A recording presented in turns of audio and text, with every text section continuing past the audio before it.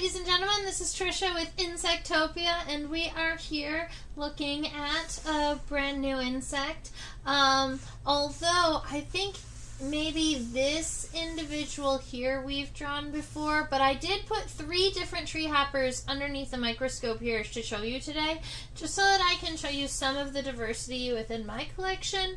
And there are still lots of more tree hoppers that have also very, very cool adaptations of their pronotal shield. So we'll be able to see some of those. Yay!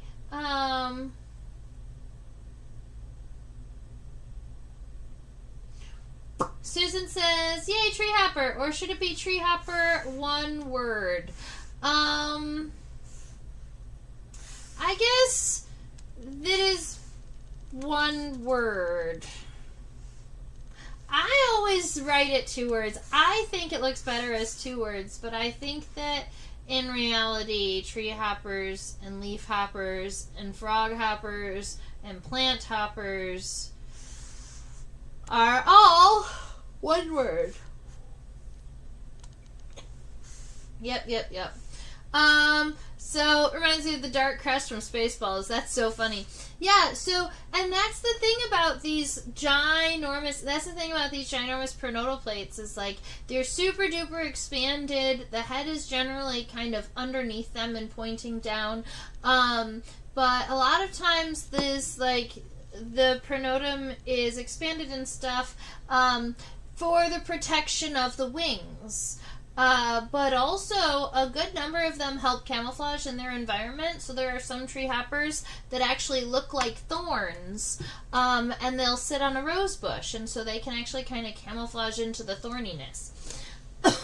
From this viewpoint, this tree hopper has a really awesome shield, but if we look at it from the front, it makes it even so much more fun, because not only does this individual tree hopper have that big kind of swoop all the way back, on the front, on the leading edges of that, this tree hopper has 2 spines. The next tree hopper I have over here, this is one of the, this is a species of tree hopper that is meant to look like a thorn. Right? So it's going to sit on a plant in this orientation. Let's see. Oh, that's the next one. It's going to sit on a plant like at this orientation, right? And it's going to be feeding on the plant. It's going to be taking liquid from the plant. But then also, if something runs by or scares it, it can jump away because it's a hopper. And then the last tree hopper is this one right here. It's similar to the first one, I think, in that it's got that really big swoop, kind of going backwards, almost mountainous. But in this specimen here, if you were to turn it so that it is forward facing, there are not the spines like you saw in the previous one. And so those are 3 different sorts of tree hoppers. Every tree hopper on the planet is going to have an expanded pronotum. So that first segment of the thorax is always going to be expanded and doing something funny. In equatorial countries, the pronotal, like, reformations, these, like, big pronotal shields and things are, sometimes almost look Christmassy. They've got like stalks with balls on the ends of them and things. Really kind of beautiful. Sometimes actually do remind me of a Christmas tree. Ooh, is that a 2-line tree hopper? I saw those on the walnut trees in Illinois when looking for cicadas. The nymphs were super cool too.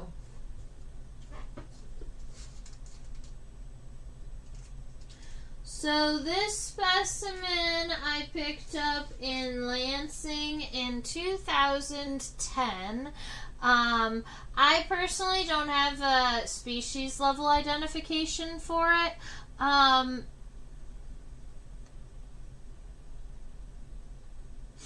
Yeah, I don't have another identification for it. I apologize. I'd have to look into it.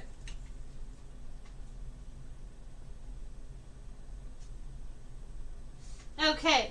The other question is, I wonder if we can see the other thoracic segments, or are they hidden under the pronotum?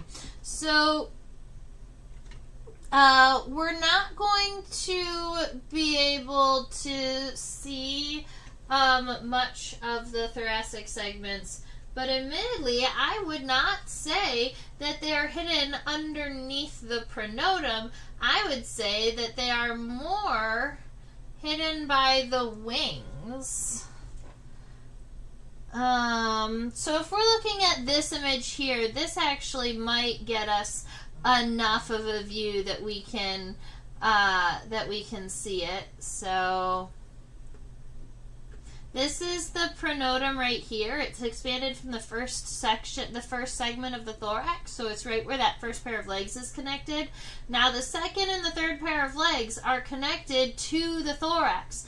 The second and third segments of the thorax, which exist, they start right here, they move backwards, and they end right about here. So this section here is the second and third segments of the thorax. Where on that dark specimen, all of this room here was too dark to see the abdomen, and that's because the wings were dark. But in this case, on this specimen, when the wings are clear, you can see that line there. And then after that point, all of these vertical lines there, those are all segments of the abdomen.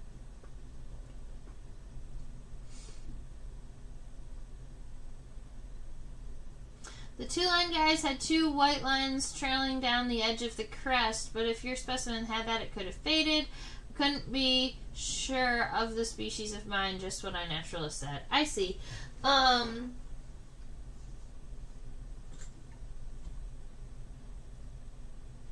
I do not remember this tree hopper ever having white lines. I think that this tree hopper was pretty much always this really dark color.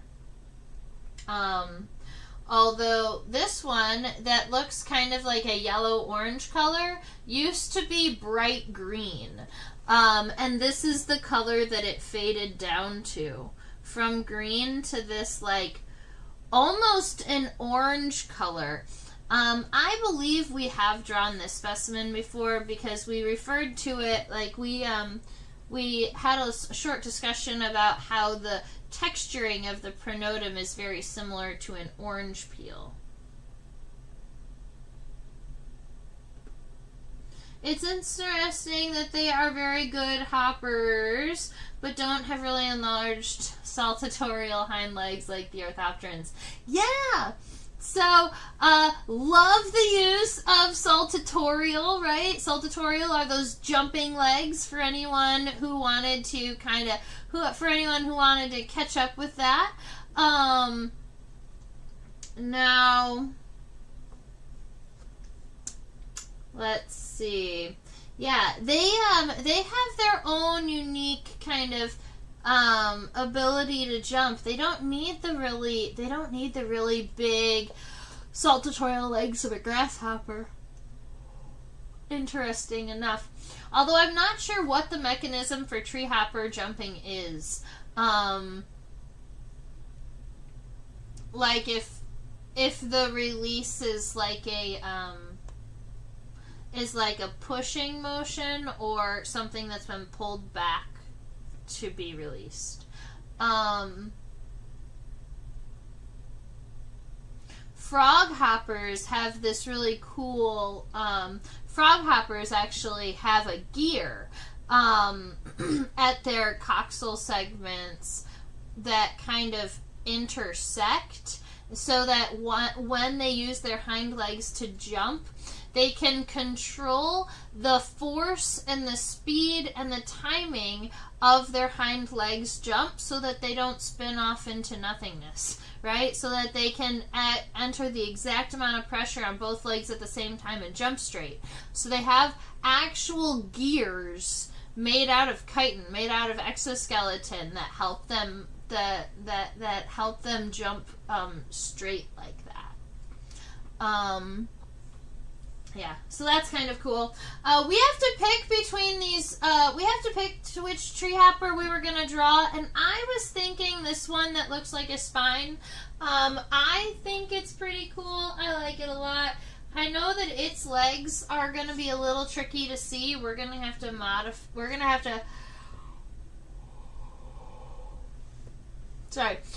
have to zoom in. To see the legs a little bit, and then they're kind of tucked underneath the body a lot. These legs are a lot easier to see, but I don't know. I like the spined pronotum, I think, on the other one better. Susan, do you have a preference for which one we draw?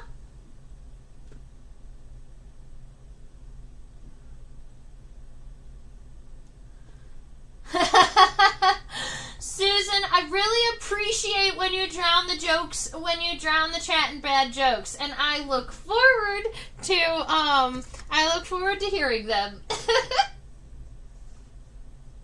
We like number 2 the best. Awesome. Sounds like a plan. This specimen was collected at the MSU Research Farm. Michigan State has an entomological research farm that, as students, we were allowed to go and collect on. So I spent a little bit of time out there in the fields, and this is one of the specimens I brought home from one of those trips 15 years ago.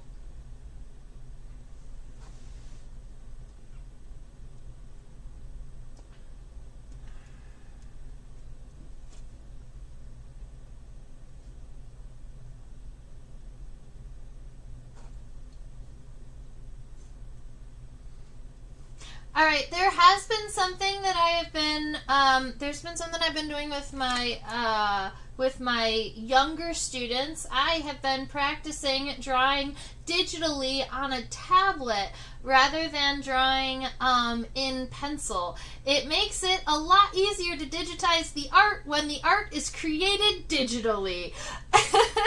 So, as we are going through and drawing, I'm actually going to be doing this one digitally. See how that goes today.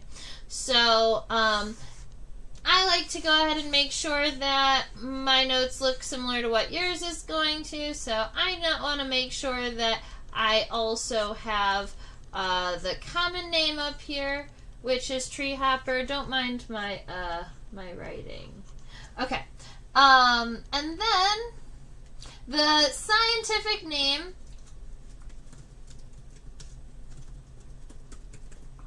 of tree hoppers. Tree hoppers are in the family Membracidae, and that's as far as I've identified this tree hopper. I haven't spent any time looking at kind of subfamilies of tree hoppers to see if there is any, I haven't looked at any, like subfamilies or genera of tree hoppers to see if there's an easy way to identify these. So we're just going to leave it as, Membracidae at the moment. Now, the other thing I like to do, now that we are just doing them, that I wanted to try drawing digitally with you all, the first kind of light sketch that I do, when I'm just kind of trying to get those body shapes all sorted, I'm just going to use the red color, and then when we go back in and we zoom in and we're adding all those final details like we do, I'm going to switch over to black. And so that's how I would like to see if we can figure that out together, just like that. Mostly because, let's see, even if it's not the guys I saw in Illinois, they had a really cute wide tibia, and I hope this guy might as well. Aw, okay. Well, we'll have to go and check out the tibia when we get there. I'm excited to do that with you.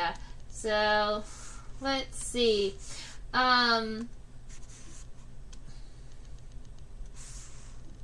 There we are. Alright, let's see. A lot of times I like to start with the head when we're getting these light sketch lines all sorted. So I'm going to give myself this very triangular head. Tree hoppers a lot of times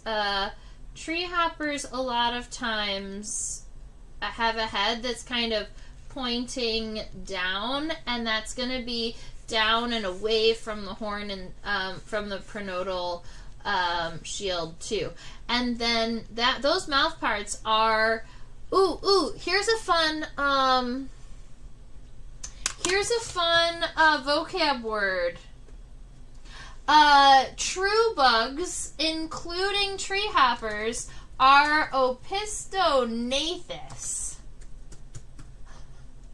That's a fun vocab word for you today. This opistognathous means that their mouth parts are facing backwards. So we can actually define the shape of an insect head by the direction that the mouth parts are facing. And because tree hoppers' mouth parts are facing backwards, they are opistognathous. If you have like some beetles, like like ground beetles, a lot of ground beetles, we call them prognathous because their mouth parts are actually facing forward. That's going to be a lot of like predatory insects, and ants and things are going to have their mouths facing forward so that they can kind of hunt. And then you get hypognathous, where their mouth parts are facing down. Those would be things like grasshoppers and caterpillars and a lot of phytophagous insects, or a lot of plant-feeding insects are hypognathous. But opistognathous is backwards. That's fun.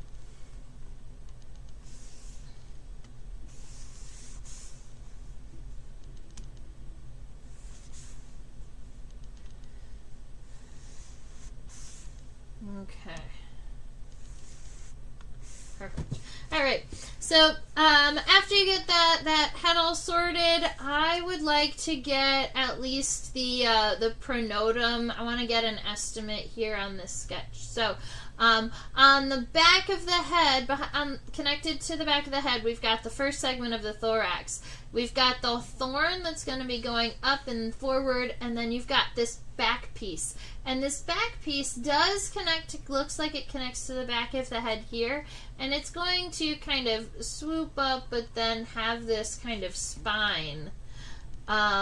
Make sure that you do leave enough space kind of in front of the head, because notice that the kind of pronotal thorn goes forward on this specimen, much further forward, like further forward on the head here.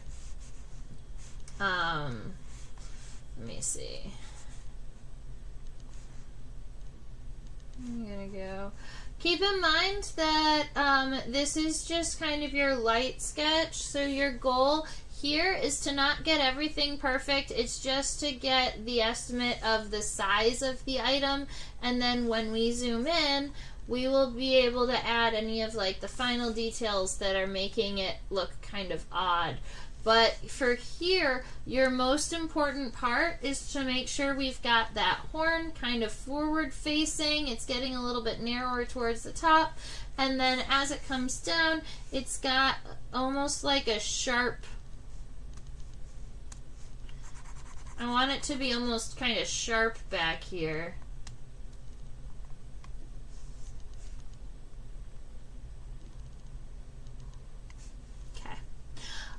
And then underneath that, we do have wings.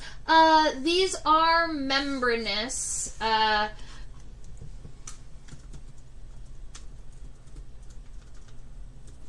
These are going to be considered membranous wings. They're clear, and they've got wing venation on them. We're starting here, and we're kind of gonna roll around. That's where the wings are gonna fit in. Now the wings here are very hard to see through, so I do not expect I don't expect that we are going to be drawing much of the abdomen underneath the wings. I think that there's a better chance of us drawing spending a little bit more time on wing venation here to try and make sure we get the right number of closed cells on that wing.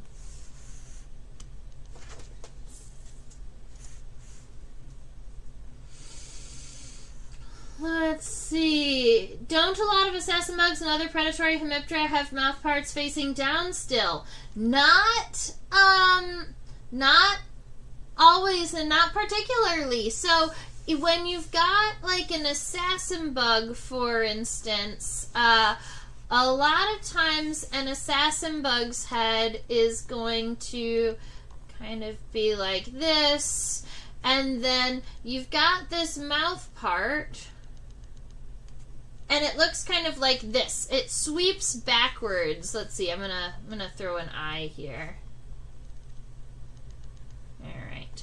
So that mouth part does have the ability to bend, right? So it has joints, and it can kind of straighten out its beak. We call it the rostrum. So they can kind of fold down and open out, but at rest they are opisthonathous. Also, I noticed the cicadas with their rostrum is tucked away parallel to the underside of the thorax when not in use, but points straight down perpendicular to the body when sucking.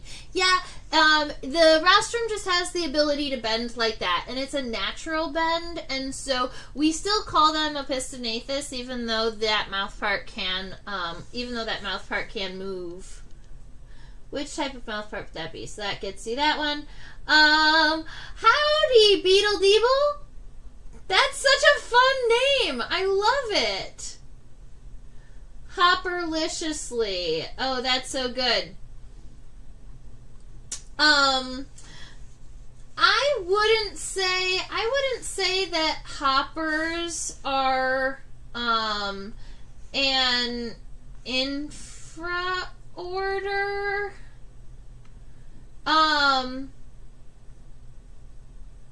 Almost. If you were doing the infraorder that included leafhoppers and tree hoppers and frog hoppers, funny enough, the other insect that is in that infraorder are cicadas. So cicadas are the closest related family of true bugs to things like the hoppers. Yeah, opisthonathous is the backward facing one.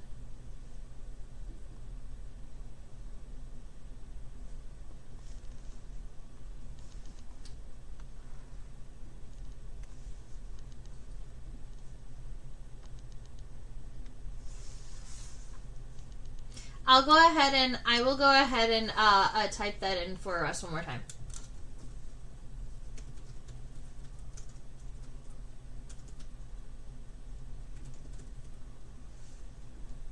Opisthonathous. Oh, all of the mouth parts of the true bugs are going to be piercing and sucking, and so that actually is found at an order level. That is Hemiptera.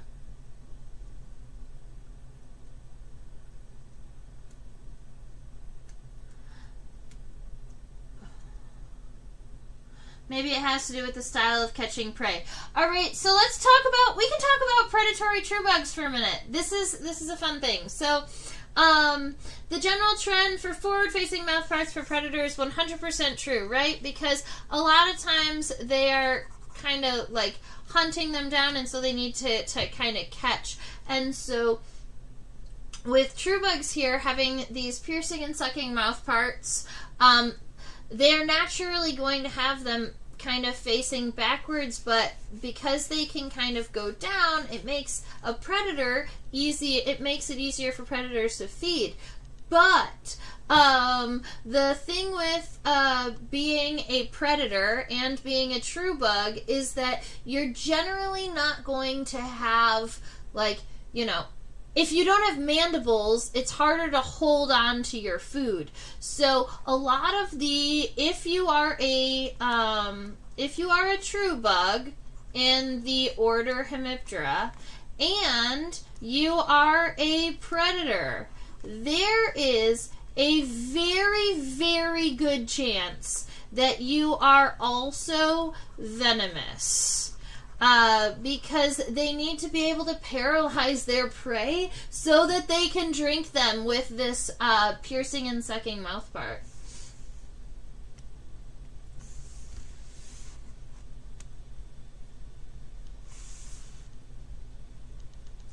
Opisthonathus mouthparts are heteropteran, I mean. Hemipteran, yes. The opisthonathus is in reference to the direction of the mouth parts. If you wanted to give a name for the piercing and sucking mouth parts of both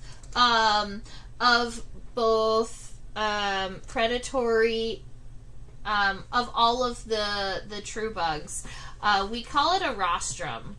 Their piercing and sucking mouth part is called a rostrum.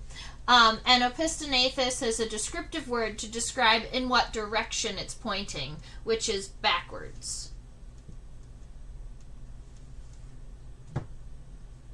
And Beetle DB, I loved your use of the word synapomorphy and was able to pick up what you meant, although I had also not used that term before, so I love it. This is true too. And ambush bugs are great because they also are going to like drag their prey animals into the flowers that they come to. So you might see like a butterfly that looks like it's kind of landed inside of a flower and it's not moving, and it's because an ambush bug has envenomated a butterfly and pulled it into the flower with it. Oh, don't fail your taxonomy final. You got this, Beetle Deeble. I would love to help if you had any questions, or if there were a group or an order of insects that you were having a hard time with. I definitely we can talk and learn about it as we're moving through too.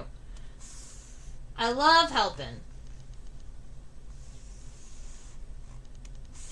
I'm gonna assume they mean taxidermy or taxonomy. Okay, so now let's see. I want to make sure we get at least this sketch. We've got to get going on this sketch too. So let's see. I've got a head sorted. I have this pronotum all situated. I have some membranous wings. I want to get at least a small outline of where the thorax would go into the abdomen. So that's going to be, it's not going to be connected to the head, right? Because the head's connected to the pronotum. The thorax is going to come out here at that corner. And I'm just going to give myself just an additional little piece here. Maybe not even that much. I just needed an extra little bit so that I knew exactly where I was going to be putting my legs. And if you wanted, you could add some kind of... I'm not going to add stick legs, actually. We will go ahead and zoom in for that. So we have... at least some light outline of what our tree hopper is looking like, but we are going to zoom in and we're going to add some details, and we're going to talk about where the antenna is and what the compound eyes look like and all of the fun stuff. So let's go ahead and zoom in on the microscope to the head, way up here in the front.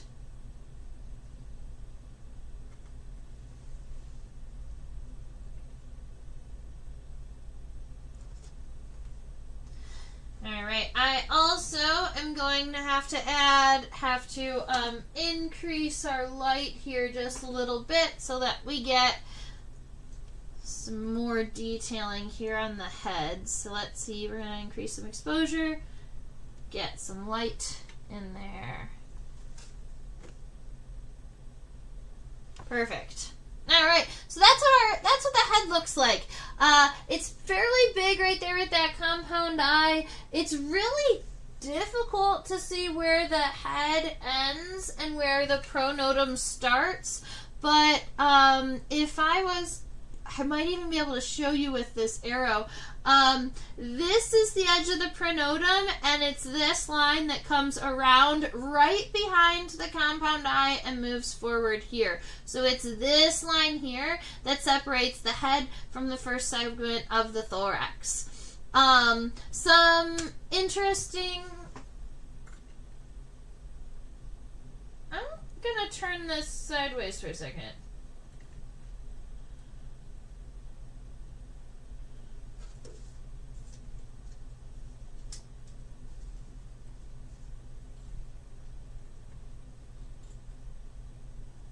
Look at that! Oh, he's so cute. So, it has two ocelli. These are little simple eyes right down there in the center. I thought that I was seeing that from the lateral perspective, but I wanted to look at them head on. So right here and right here, those are those little light sensors. They can't really see very well, but they can tell light from dark. We've got the compound eyes off to the left and the right, and then the other anatomical feature that we can see here are those cetaceous antennae, right? We call them cetaceous because they are like a hair-like antenna. This what looks like this little whisker right there, and what looks like this little whisker right there, those are the antenna. CD is our word for an insect hair, and so cetaceous means hair-like. Nice, long, and thin.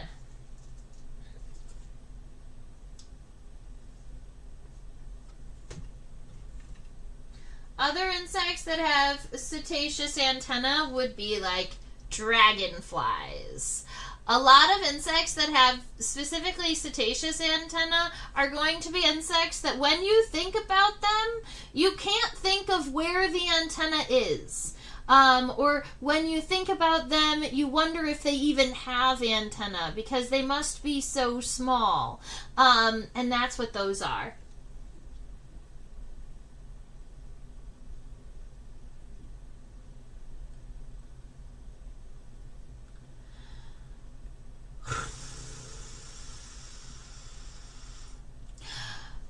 The thing that differentiates the infraorders Beetle Deeble is not going to be the mouth parts. It's actually going to be wings.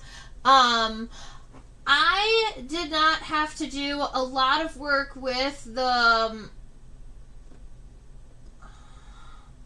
No, you're referring to the infraorder and not the suborder.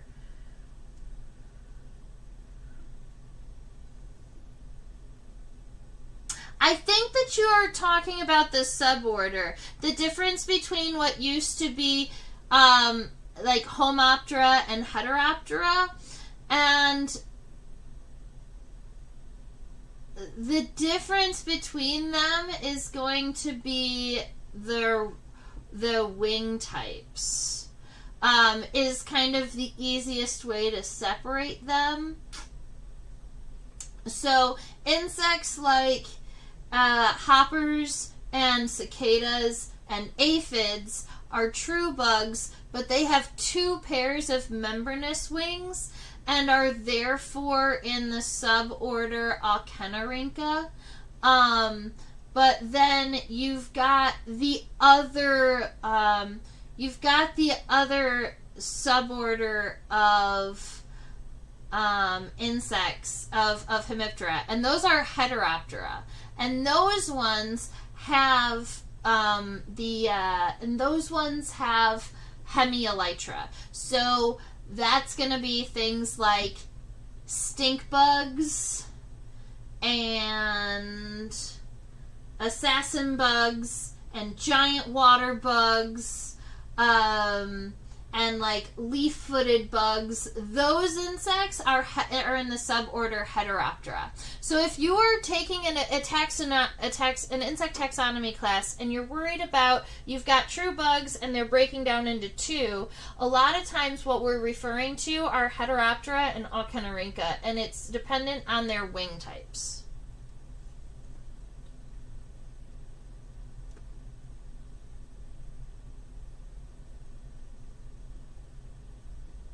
Okay. I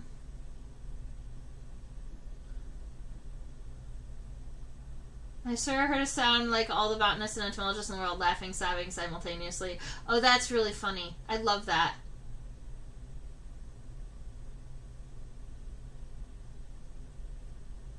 Could the arista on a fly be called cetaceous too? That's a fabulous question. It's no. I don't think we would call I don't think that we would call the arista on a fly's antenna cetaceous. We do say that that those antenna are aristate antenna, so that's their antenna type. Ours is aristate and not cetaceous. Wait, there's Homoptera, which have same wings, and Heteroptera, which have different wings. Yeah, exactly, Susan! Yeah, stuff gets really, really tricky when you get into the Hemiptera and Homoptera and Heteroptera and Auchenarynca. Like, all of that stuff does get kind of complicated, but where you're separating it out are the wing types.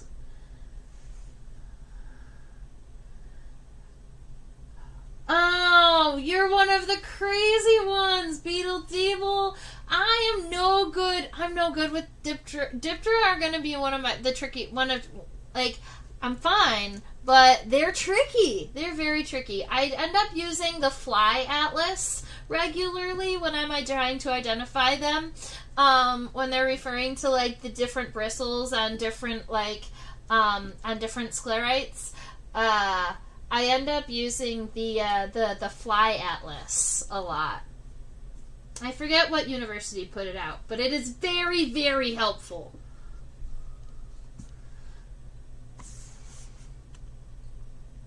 Surfids! Aw, cute! I love a good surfid. Okay, I'll have to look into that key too. Skevington, huh? Are there good pictures with the key? I love a good key with photographs. And if the key doesn't have pictures, a lot of times I end up drawing out diagrams for my keys. After looking at enough of the specimens, I'll start drawing examples of which direction goes where, so that I have my own series of notes to make keys go easier for me.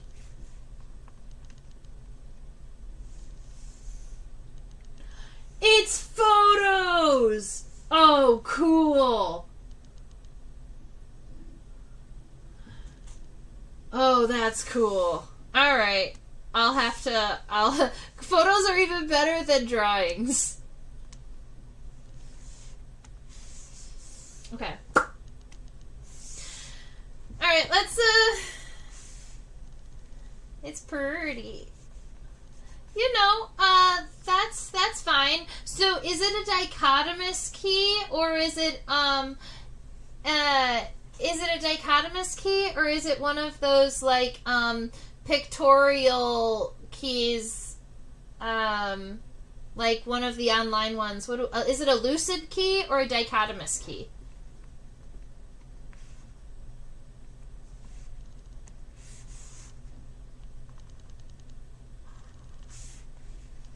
Alright, I am gonna lighten up this outline of this tree hopper here so that I still have these lines, but they're not going to kind of be distracting for the final drawing.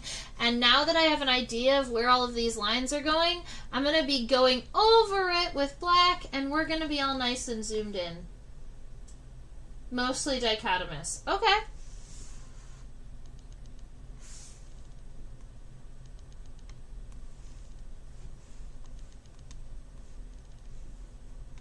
Cool. Alright, let's get back to this friend. Okay.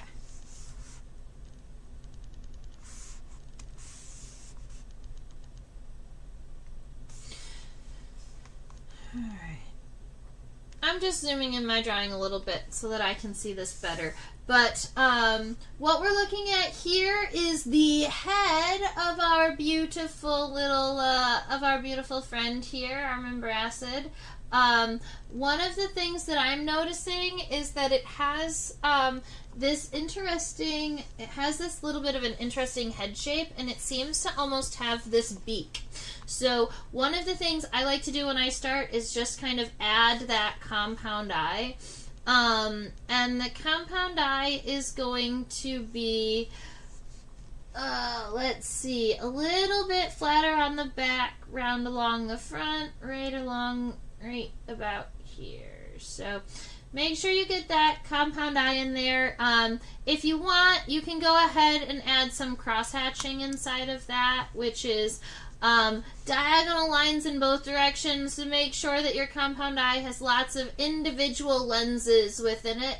Those individual lenses are called ommatidia. Alright, we also get that nice little itty bitty ocelli up here at top that we noticed a little earlier. So that one is all sorted. And then we're going to add this outline that we've already kind of got so sorted. So I'm going to cut in a little bit on this head here to kind of flatten out that top just a little bit. And then when I come down, I'm happy at where I left the top of my head. So kind of right about here with that beak. But then it's going to come kind of up and fairly close to like right up in front of the compound eye here before the edge of the head kind of wraps around. And that little indentation there in front of the compound eye, that's where the cetaceous antenna is. So one of those things, if we were to zoom in on this, on the microscope here, you would notice that the antenna does have a fairly thick kind of first segment. That's the scape. That's the antennal segment that's helping the antenna hold on to the body. Generally, you have at least one segment that's a little bit stronger looking. And then the rest of that antenna is just one single hair.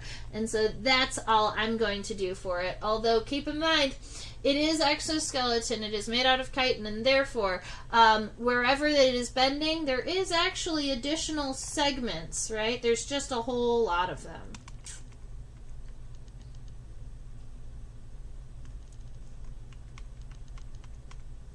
Okay. Alright, so we've got kind of that head started. I want to go around and get this horn all situated too. I love the expanded pronotum of treehoppers. So let me give you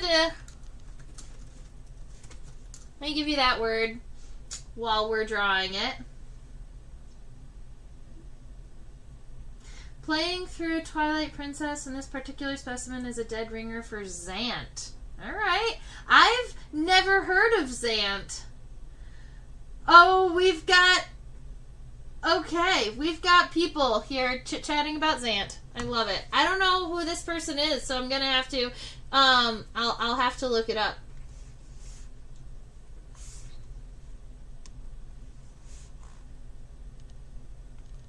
Okay. Does Zant have a horn like a thorn? Alright, so the front edge, the leading edge of this head here meets very smoothly with the front of this, pronotum. So I'm going to just make sure that this stays nice and smooth, and I think I did a pretty good job on the inside of this piece here. So I'm mostly just going to copy this line that I already had, just making sure that it stays nice and smooth. And if I need to...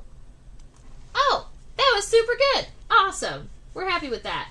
So there we go with that bottom half where it's nice and smooth down here by the head, a little bit more pointed up at the top.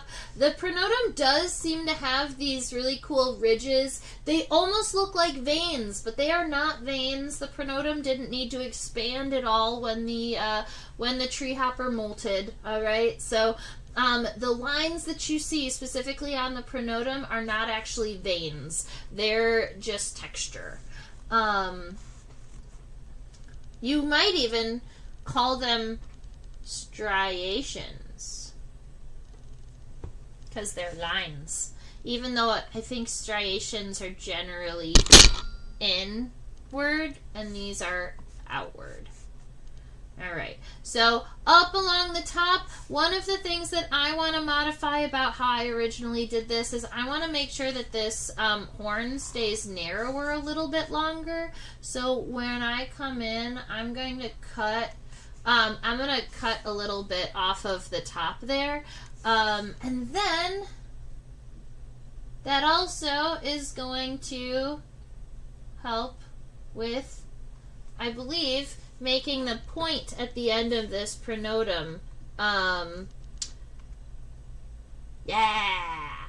Oh, this is going to be super cute. Okay, so now we've got that sorted. I want this to come all the way down to where that point we had kind of planned, because we already, let's say, we might be making it a tiny bit shorter. Yeah.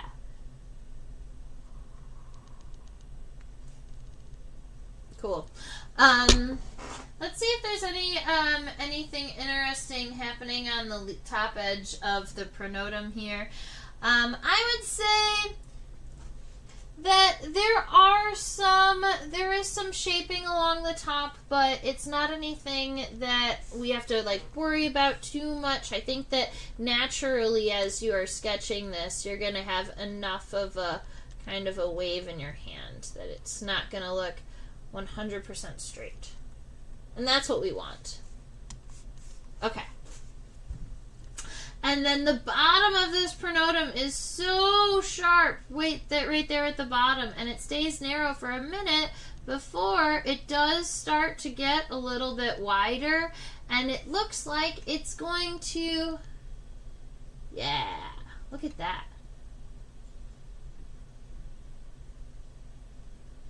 It cuts in,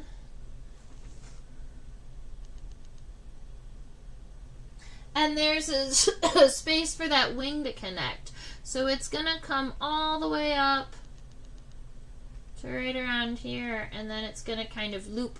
And this space right there, that's where the wing is connecting.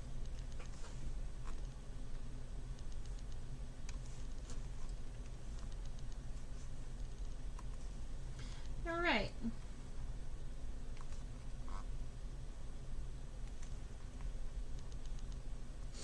So, I think we should worry about the legs last. Because I know that the legs are going to be pretty tricky. So, what I think we should do next is get the wings sorted. And then when we add the legs, we'll know exactly where we are putting them, and we'll know what we have to erase.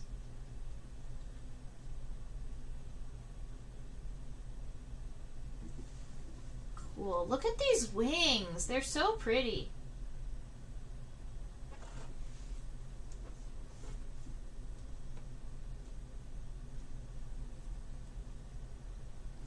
He's a Legend of Zelda character with a crazy hat. Okay.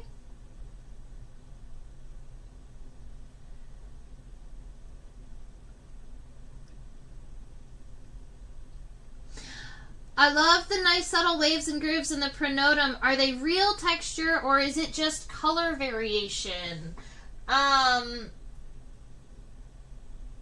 That is real texture. The lighter regions that you are seeing on the pronotum are ridges on the exoskeleton itself. So yes, what you're seeing there is a texture.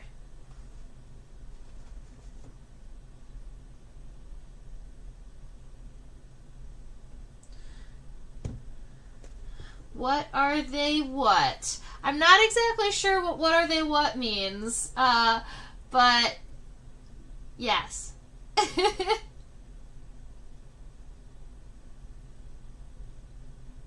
Okay.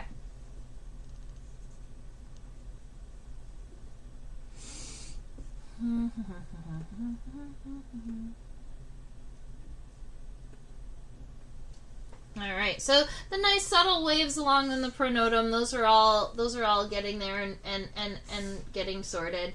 I do want to make sure that we get these wings in here. So the wings do continue past that point of the pronotum, come all the way through and come up to right about here at this corner. That's where the wings are connected. So I want to make sure that the wings connect high enough up here that we're going to have space in there to get the body drawn into. I want a little bit of thorax in view, and so if we pull that wing connection way up, you're going to see that it's going to be way easier to get the body in there. Then all I've got to do is make sure that those wings stay nice and rounded. Just like the wing venation of a cicada, the veins that are inside of this wing here are not actually touching the margin of the wing. They follow the edge of the margin, but they don't actually break that edge. And so what I mean by that is if we look here, there is going to be a vein that kind of follows along the bottom edge of the wing, but then once you get right about here, about that halfway point, that whole thing is actually one long cell right there. You've got an additional cell that kind of comes off a little bit backward, and this is that nice big one that's right there in the middle. That's right there in the middle of the wing. You actually have two more above it, but I don't know if I'm just gonna draw the one. You know me, when I'm drawing wing venations, sometimes I like to go in and describe to you all of the separate wing veins. But in this case, what we are going to do is just get the wings kind of vibing right, you know, so that you can look at the texture and the feel of the wings and know that that's what's happening. So after this guy here, we've got another kind of little small cell that's coming backwards, and we've got another little one that's coming backwards, and this one actually, let's see, we've got that guy, this one kind of comes off straight. I'm going to take it all the way to the edge here, but it's actually divided in half, and you've got a little guy. And then we get another one that kind of swoops like this. So, wing venation is going to be kind of similar to this.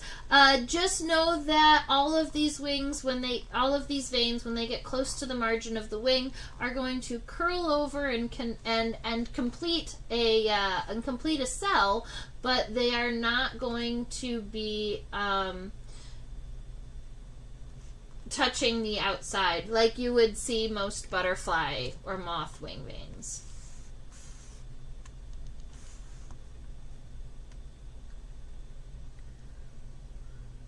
Oh, the texture on the pronotum, yeah. Is the round chunk, is the big round one in the middle a distal cell?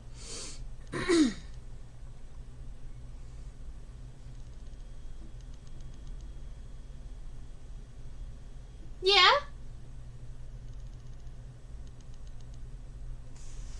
Let me look. I would call that a distal cell. The thing is that the reason why there was hesitation in my voice is because I've personally never used the wing venation of a tree hopper to identify it. So I don't have experience calling that cell a distal cell specifically. But if you took this wing and you put it on a butterfly, that would definitely be the distal cell. So, I think the heart of the question, the answer is yes, that's what the cell is. But sometimes when you're working in a different order with different scientists and different rules, they name things differently. So it wouldn't surprise me if, because it was a true bug, it had a different name. But the answer is yes.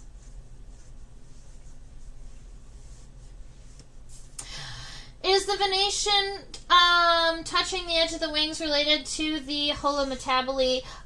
No. In fact, true bugs are hemimetabolists. Yeah, so true bugs, like this tree hopper here, is hemimetabolist, meaning it has a simple metamorphosis and it has no pupa or chrysalis. Holometabolist insects would be insects that have a pupa or a chrysalis. So holometabolist insects would be like butterflies and flies and beetles and the like.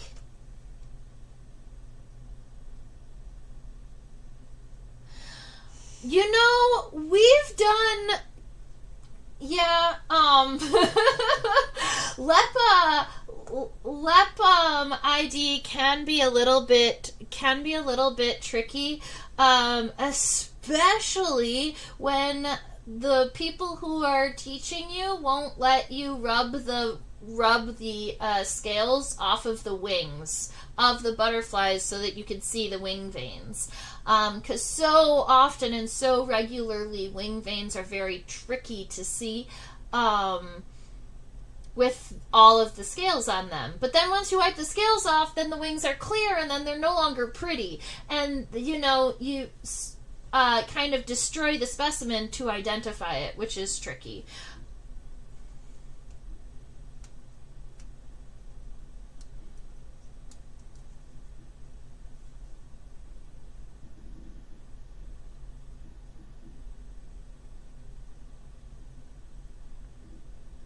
Bag says actually it would be distal and not discal.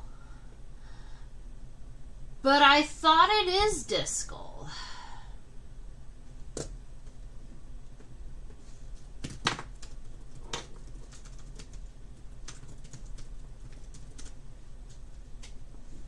Yeah. So bags, it is discal with a C. Distal means far. Like a distal versus like a I forget the opposite of distal at this very moment. But the name of that cell is actually the discal cell. And okay, I will, after we get the legs done on this tree hopper, if y'all stick around for an extra couple of minutes,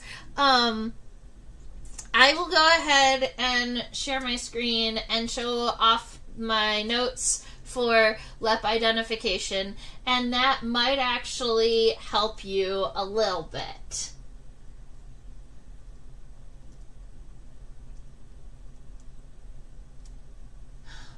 Oh!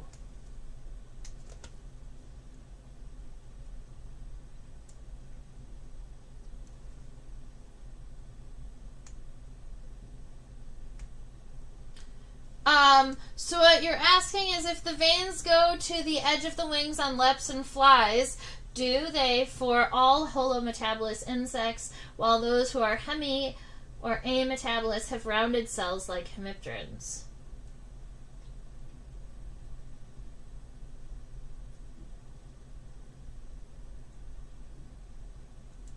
So my first thought, like when I get asked a question that I haven't ever pondered before, my first instinct is to see how many insects I can think of that break the rules.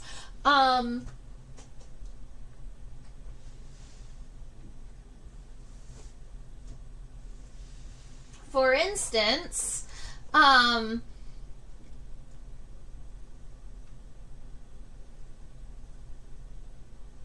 grasshoppers are hemimetabolists, and the veins on their hind wings do go to the edge.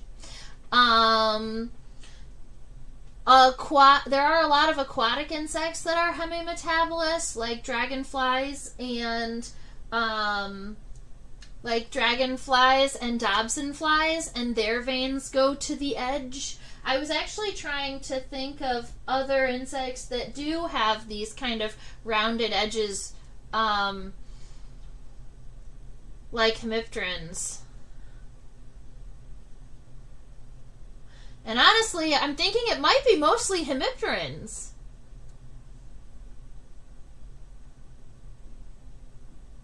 I have never pondered this. But beetles go all the way to the edge. A lot of bees and wasps and ants go all the way to the edge. Butterflies and moths do. Dragonflies, net-winged insects. Even lacewings.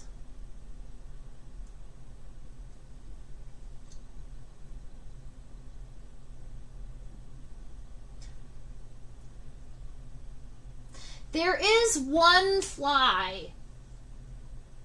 There is one fly that has wings like this. That the veins don't touch the edge. And it's an identifying characteristic for that fly. But I don't remember what family it is. This is fun. This is so much fun. Okay.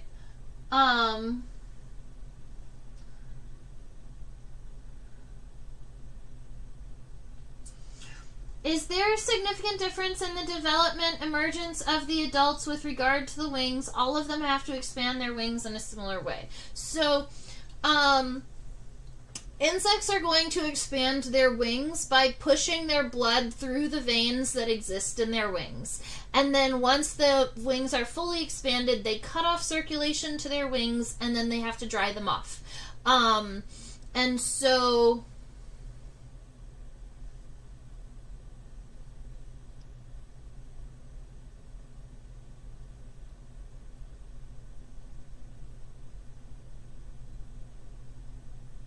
Is there a significant difference in the development or emergence of the adult with regard to the wings?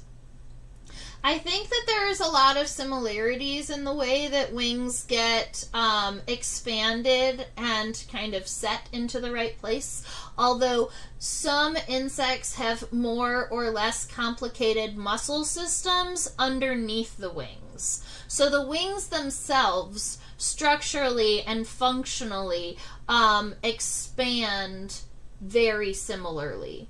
But an insect like a dragonfly, those are interesting because, let's see if I can find a piece of paper. Or a butterfly envelope. Okay, so, when a dragonfly is emerging from its final nymphal stage, it kind of pulls itself completely out of that exoskeleton or out of the exuvia, and then it'll sit, and its wings will kind of, they'll be all shriveled up, and then they'll grow like right behind the dragonfly's body. And they'll be nice and soft. But there is a moment in a dragonfly's life where those wings snap open. Alright? So they go from being directly behind the back of the dragonfly to flat open and wide now. And once a dragonfly's wings expand like that, they can never go back up above the body again. Dragonflies have some of the oldest wing types, and so when those muscles snap into place and they dry, those wings can never go back up. Dragonflies have to leave their wings open. And so where the way that those wings expand is similar, the muscle system on the underside is different.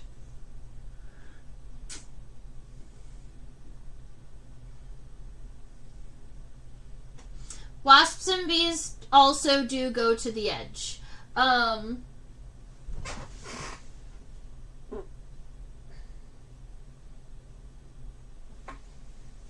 Yes.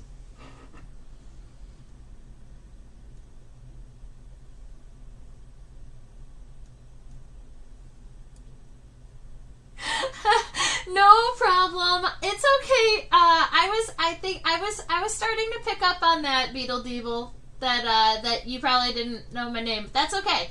We got there. I was asking about the wing expansion in the context of the different types of metamorphosis and whether the veins go to the edge, wondering if there would be a plausible reason for the hypothesis. I don't think so. So it was a fun thing to think about, but after pondering and considering and doing all of the thinking through, I don't think that there is a connection in between the different wing types and hemi versus holometabolous. The wing types do regularly help identify, the wing types specifically help identify insects down to order, but when you get down to like wing venations and things, I don't think it's differentiable. It can be differentiated via hemi versus holometabolous. You know, this is studying a good long time. I appreciate that you took a break from studying to come and listen to listen to a live stream of buggies.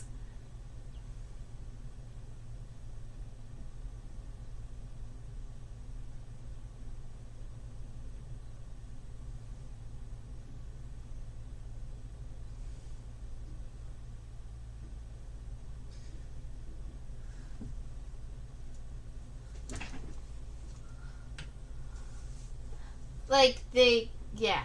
Anyway, and I told her, I get it. I'm all about buggies too. My desk right now is full of buggies that need to go back into my collection. Okay. Alright, let's go and talk about some leggies.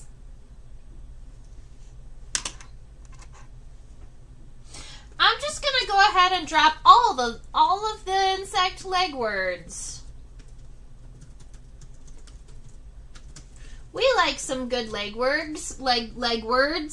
Insects have a coxa, a trochanter, a femur tibia, and then a number of tarsi. The number of tarsi are going to help you identify, regularly are going to help you identify insects down to family. Tarsal formulas are very useful in insects like beetle identification, and bees and wasps also use tarsal formulas semi-regularly.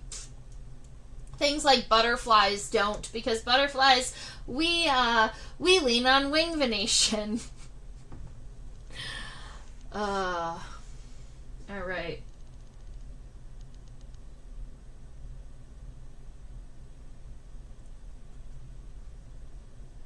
Can I tell you, I don't know if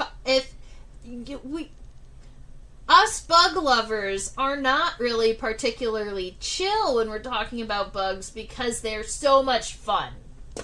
Alright? Because bugs are the best. Y'all are funny. Alright, I'm gonna flip this tree hopper upside down to see if we can get a decent view of these legs. That's something that you hear every day. Let's see. There we are.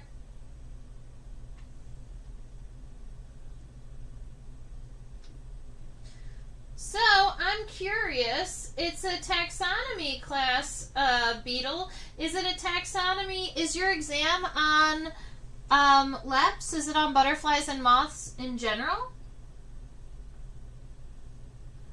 Do you have like 100 families to identify? Like, do you have a set number of things you're learning or needing to identify?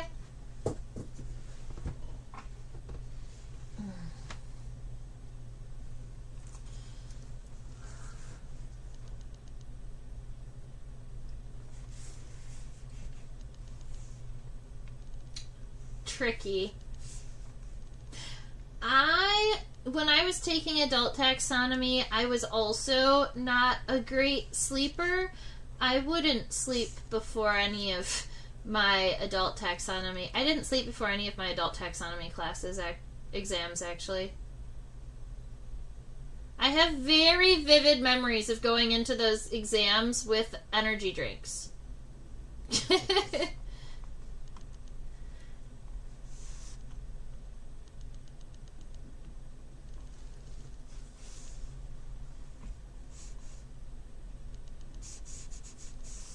Okay.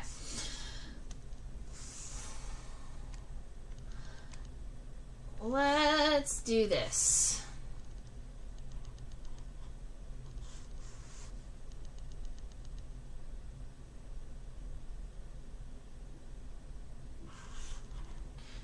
You should do that, Susan. That would be fun. All right, so we were looking to see if they did have expanded tibia, and look at that. I would argue that those are some fairly expanded tibia. They're kind of really wide-looking, almost like this, almost like the tree hopper seems to have, like, I don't know, really, really big tibial muscles. Like, it has some pretty wide tibia here. Now, the femur is not incredibly visible, and I don't think it's also not going to be super visible from a lateral perspective. I think we were primarily seeing the tibia. So what I'm going to do is I'm going to draw the tibia first, and then fill in where the femur, we might be able to see a little bit of the femur. So coming down from where I imagined that thoracic region to be, we're going to have that nice kind of really kind of powerful looking tibia here, and I want the bottom of the tibia to be angled forward because that's where our tarsal segments are going to be. And then once we get that tibia, I need it to be at a better angle. I want it to be kind of forward facing. That's better.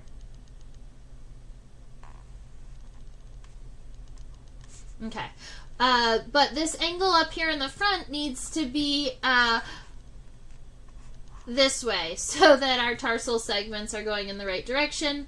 And so we've got that tibia coming down. The femur is mostly just going to be like a little small piece that we're not going to see much of because it is connected and coming kind of almost out towards the viewer at this point. We need to make sure that there is a connection in between the pronotum and what we might even call the mesosternum, but the bottom of the second segment of the thorax. Now for me, I'm having a hard time seeing tarsal segments here, like being able to actually physically count these tarsi. I do believe the front, the middle, and the hind leg, the tarsal segments are all the tarsal formulas are all gonna be the same. So let's use the hind leg tarsi as an example for our front leg here. These are 3 segmented. So if we're looking here, that first segment is kind of narrow and it gets a little bit wider. The second segment is almost kind of a slanted triangular segment. And that last one, I like to call it a raindrop segment. It's narrow at the base, kind of round at the end. It's got 2 little tarsal claws. And that is going to be a front leg. Now for me, I think my front leg got a little bit too kind of big. I think I need to shrink my cursor.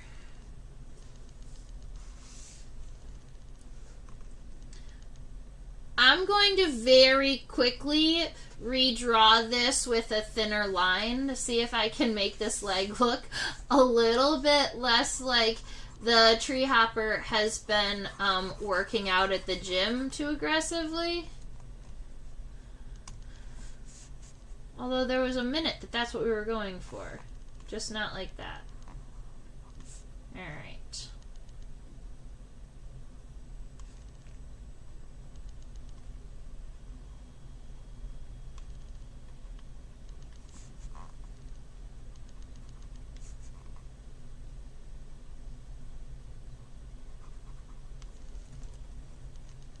Okay, so then that femur is going to just mostly be, is mostly going to be visible kind of as this back piece here. So I just want to make sure that that femur, there we go. Something like this.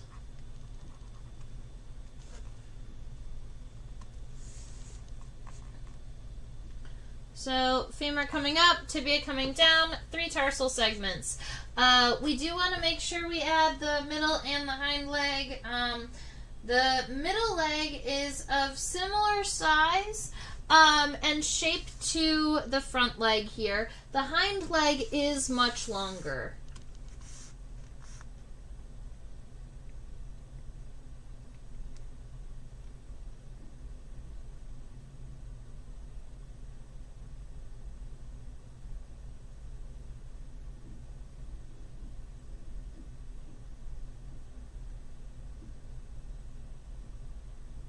Then the final will be dips, triceps, and one other. Yeah, I mean lips, for sure.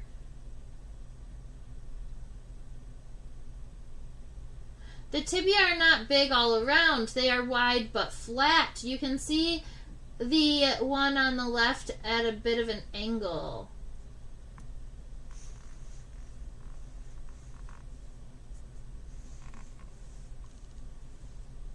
Snow fleas are so cool. All right. I got to see snow fleas. For the first time recently.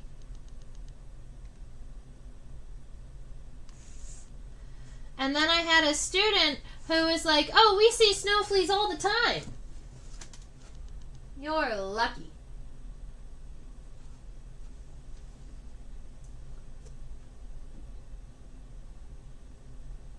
Alright, so even though the front legs are approximately the same size as the middle legs are going to be going in that opposite direction. So instead of going forward, those hind legs or the middle legs are going to be going backward. I think I've got to cut this femur shorter because the tibia for the middle leg is going to be coming out right about here, and it is going to be going out in this direction. And then the femur is going to be kind of in this way. So what we have is we've got the first and second segments of the thorax. Interesting. Okay, this is fine. Sorry, my brain is starting to get tired. Okay. And then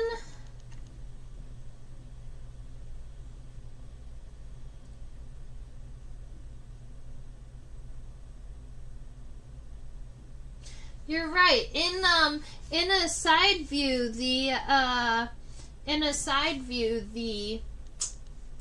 the tibia almost look kind of triangular, where they're kind of wide on one side and kind of narrow and pointed on another side. So we get 3 tarsal segments here. Narrow to wide. That slanted one. And then the raindrop segment. All right. One of the things about tree hoppers is that once you get that hind leg is pretty much not visible from underneath the wings very well until it comes out right about here. So that leg is connected right about here, but instead of going on the outside of the wings, a lot of times that hind leg gets tucked up, kind of hidden in between the body and the wings. And what you'll end up with is a really nice view of the tibia and the tarsi, but it's going to be way back here, kind of like this, where you've got, it's almost going to look like this leg is kind of sticking out of nowhere, but you just know that there's a femur that came up and a tibia that's coming down. And you've got those same, actually, those tarsal segments that we looked at in the beginning, those were from the hind leg. And 2 claws.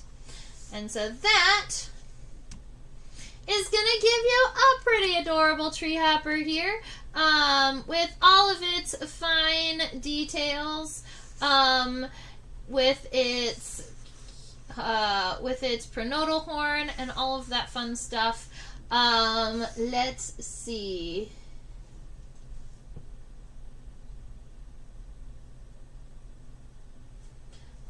Yeah. Snow fleas are found essentially in the forested environments, but are you referring to?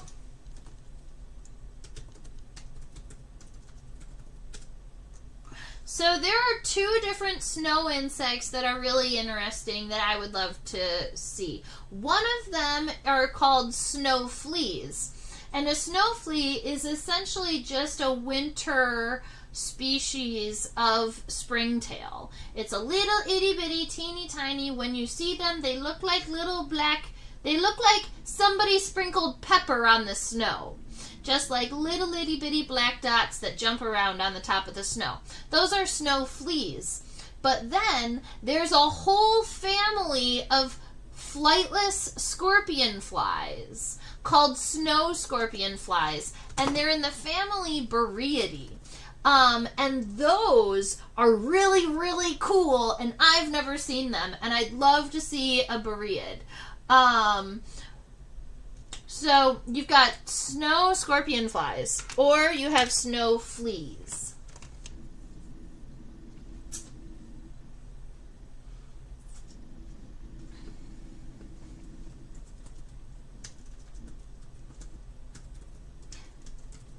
Is there a crane fly? Oh, snow flies like the ones that live in Antarctica.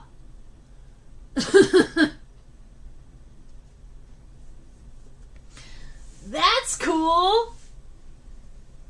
So you're actually referring to the snow flies that are crane flies that are flightless flies that live in Antarctica. That's a fun, that's also a nice, that's also a fun call. All right, let me see. I've got some butterfly notes to share with my friends. So let me go ahead and pull some notes. These, I mean, they might be helpful for ya.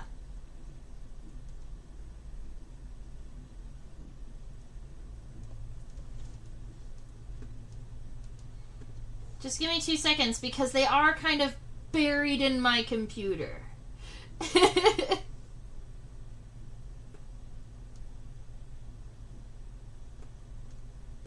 This one and this one. So, when I took adult taxonomy and I had butterfly exams, we actually broke Lepidoptera down into two exams. There was too much information to do one exam for. And yes, a lot of this is going to be, a lot of this is so much about wing venation, but some of the individuals are more about colors and things. So let's look. We're going to start here.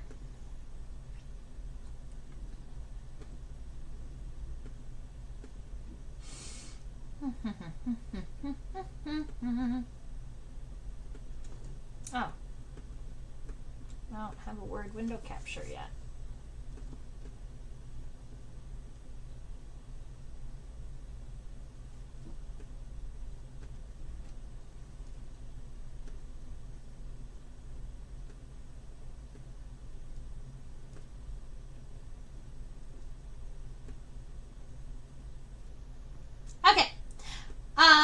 I made these notes while I was in university, so just keep in mind they are homemade notes, and the photographs are not pictures that I took. They were just photographs that I was using for educational purposes.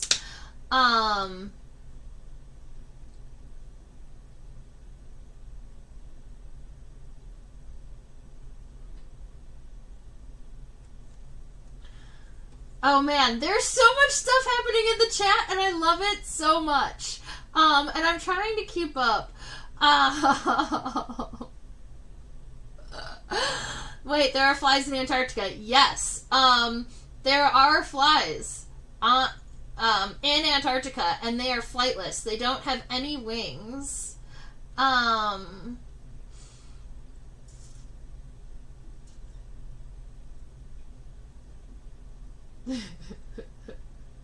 Alright, we'll go over bitarsal formulas too. Yeah, like tarsomeres. So tarsi are individual tarsomeres, and then a tarsal formula is a number, a dash, a number, and a dash. Number dash, 3 numbers and 2 dashes. So it goes the number of tarsi on the front leg, the number of tarsi on the middle leg, and the number of tarsi on the hind leg. Or you're referring to them as tarsomeres. So the number of tarsomeres on the front, the middle, and the hind leg. So yeah, there you go. Susan's got it in the chat. Okay, so here are notes on It's fine. Sometimes you just need it explained one more time. And when you hear the word formula, you almost start to like think that there might be some when you hear the word formula, you think it might involve math, I feel like, and that can be a little bit scarier too. So here we are. Ghost moths and swifts are in the family Hepialidae. The ghost moths, for me, when I look at them, the front wings have a very similar shape to a sphinx moth. You see how the tips are kind of pointed. But if you want to like an identifiable feature for the ghost and the swift moths, you're going to notice that the front wings and the hind wings have the exact same wing venation. A lot of other butterflies and moths, there's going to be a lot of variation within the wings, front to hind, but in Hepialids, they're always the same. Then you got cycads. These are the bagworms. The females are wingless and stay in the bag. So if you have a specimen on the exam that just looks like a bagworm container, you're looking at a cycad. That's at least a female. Now the males look exactly like the specimen here. Most of the time, male bagworms have very, very little scales on the wings. So very similar to like a Ceciad, actually. All right, eponymutity. These ones are fun. These are the ermine moths. They have very long, thin, narrow front wings that end bluntly. And 90% of them have spotted wings. I know that is an actual. I know that's actually. Like a color characteristic, and it's not my favorite thing, and it's not generally something you want to rely on. But most ermine moths have some kind of spotting pattern.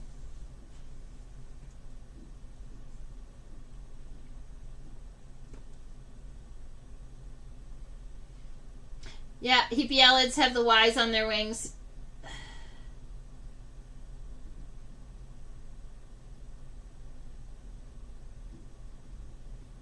Yeah, yep, the ghost moths are actually considered a microlep, even though they're so big. They're a fascinating one. I love that. Okay, so let's see. We've got the Ceciads. These are the clear wings. They're going to be... So now, My second guide is mostly about wing venation. My first guide, I'll admit, is mostly about like the vibes of the specimen. The clear wings, if you look at them enough, you'll notice that they have a nice strong layer of scales that cover the veins. Unlike what you see in the bagworms, where the scales are kind of haphazardly placed everywhere and on the veins that's there, but it's kind of like light. Clearwing moths generally have really strong scales that just cover the veins. The cosids are your carpenter moths, and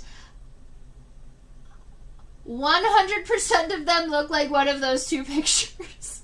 No, there are not very many individual species in North America of carpenter moths, of cosids, and so if you do see one, there's a very good chance that this is the specimen that you're going to see, unless your teacher is going to go ahead and trick you with something that's like international.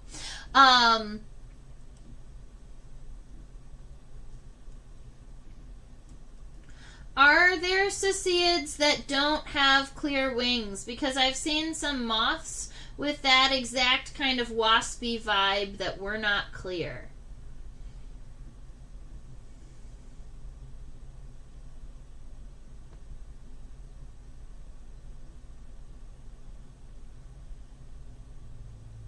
No. If you see a moth and it has a waspy vibe, and it does not have clear wings, there's a very good chance that you are looking at a sphinx moth, which is going to be like one of the daytime, some of the day flying sphinx moths can look like wasps, but don't have the clear spots in their wings.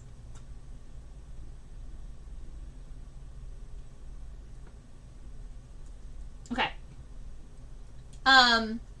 Wing shape is helpful with tortricids. The tortricid moths are going to have these square-tipped or blunted front wings here. And if you actually look at one of these moths when their wings are closed, they look like the shape of like a bell. You know the cookie cutters that are kind of wide on the top and they've got this cute little edge like this? That's exactly what a tortricid moth looks like when it lands. It looks like a bell shape. But when you spread them, you're going to have that really strong arch, like the really strong, you might even call it a humeral arch, here, to a bell shape.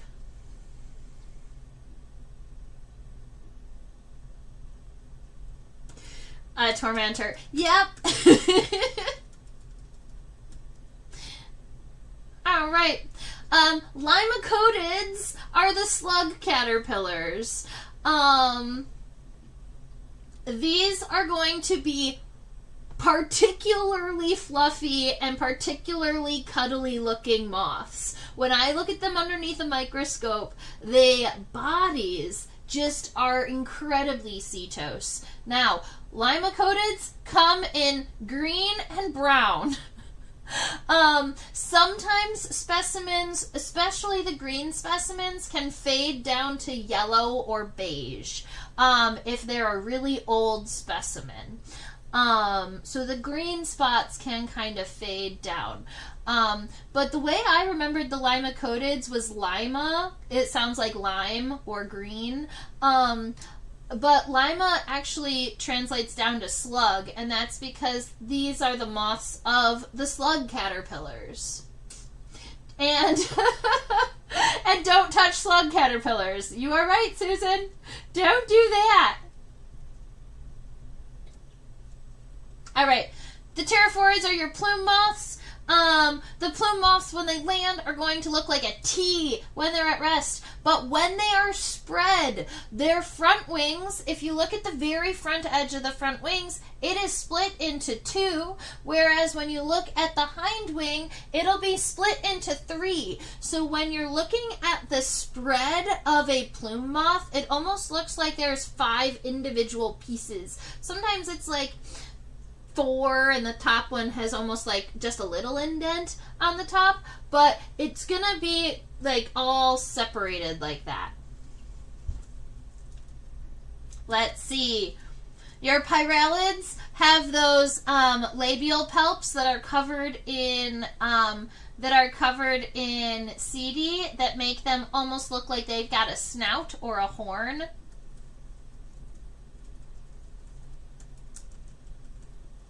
Your skippers have hooked antenna. That's pretty much it for those guys. They their antenna have the knobs like your average butterfly, but they'll have hooks at the tips. Their head is going to be as wide or wider than the thorax of their body. So skippers are generally going to look like little tanks. They've got really big heads, they've got short, stout bodies, and they've got cute hooked antennas. How do you tell pyralids and crambids apart? Yeah, those are in my second one. I think that these ones are the easy ones. I just was going over these ones first. All right, so we've got the nymphalids, crambids. Yeah, you're good.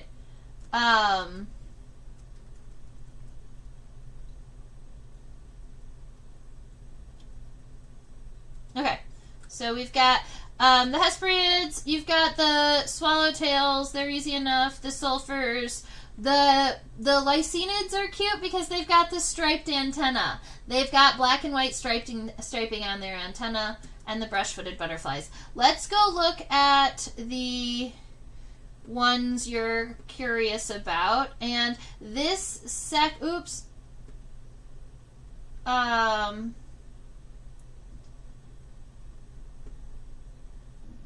Here we go. This one? The other one? This one? Aha! Alright, so this is the one where we're going to primarily be talking about wing venations. And that is one of those we said we were having a difficult time with. So my guess is that this is going to be kind of the most helpful. Let me see if I can get this started. All right, you asked about the crambids and the pyralids. So let's go look.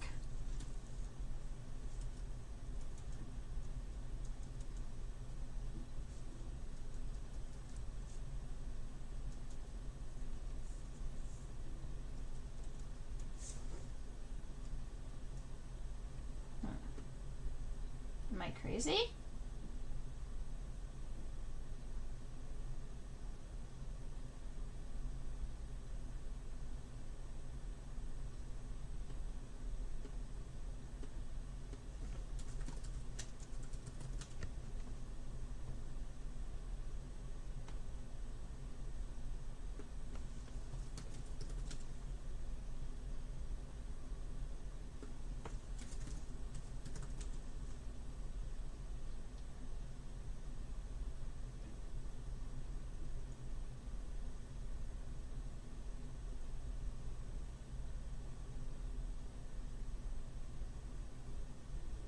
Oh.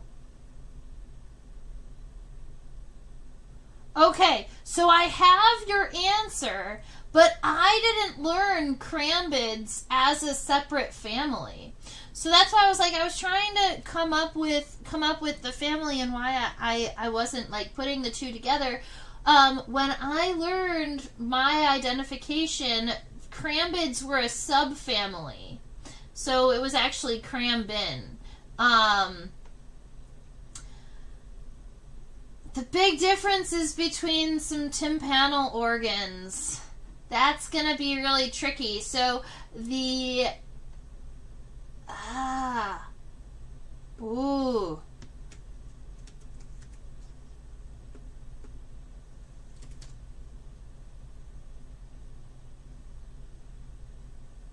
The flimsy bilobe structure found on the midline fused between the fused tympanic in the moth family. Wild. Okay.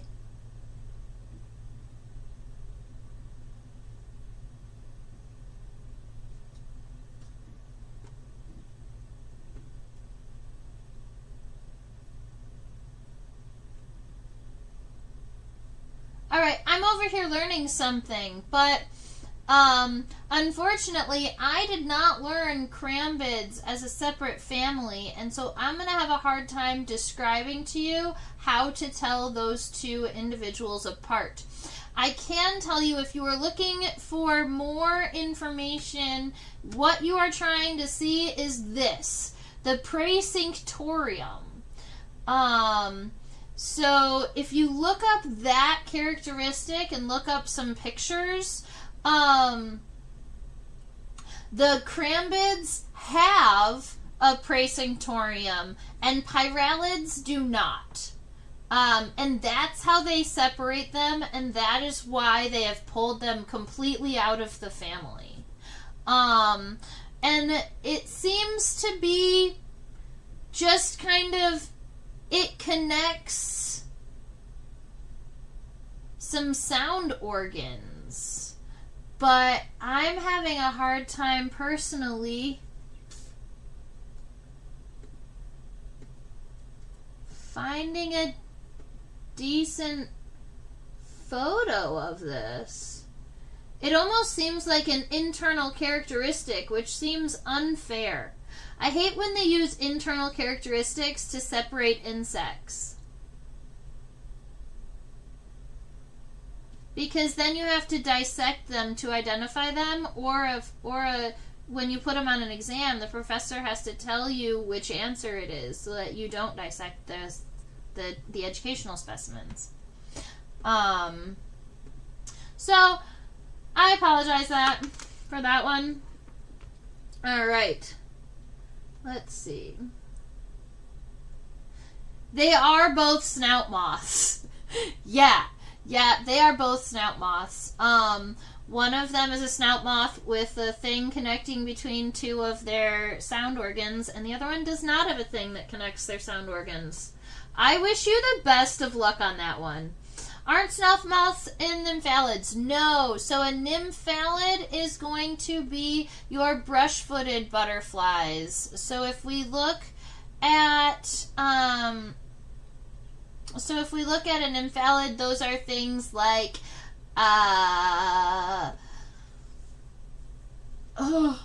of the most common butterflies that I can't name right now. Monarch butterflies are a nymphalid.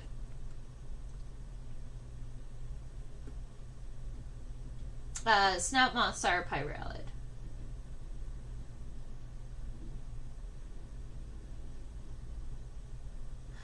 Oh no.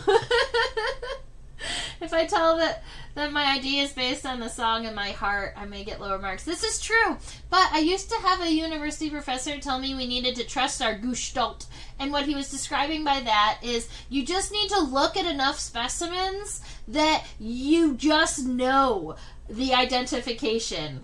Like you've seen enough of the diversity and enough of the individuals that you start to get a feel for which insect belongs in which group. And my adult taxonomy class was very much focused on training that part of your brain.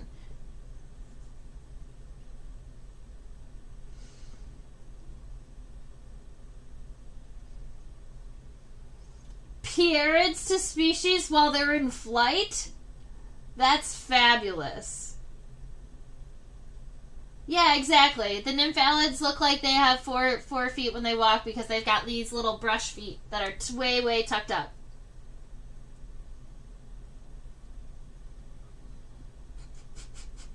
Well, Susan, I really appreciate you watching out for and ensuring that YouTube doesn't block all of our conversations. YouTube just doesn't understand all of our fancy words. Beetle, I think I am going to go finish up with these guys because we might as well go through the individuals that we can see in our wing venation focused, right? Things like geometrids. You're going to see this word discal cell over and over, like we've seen before.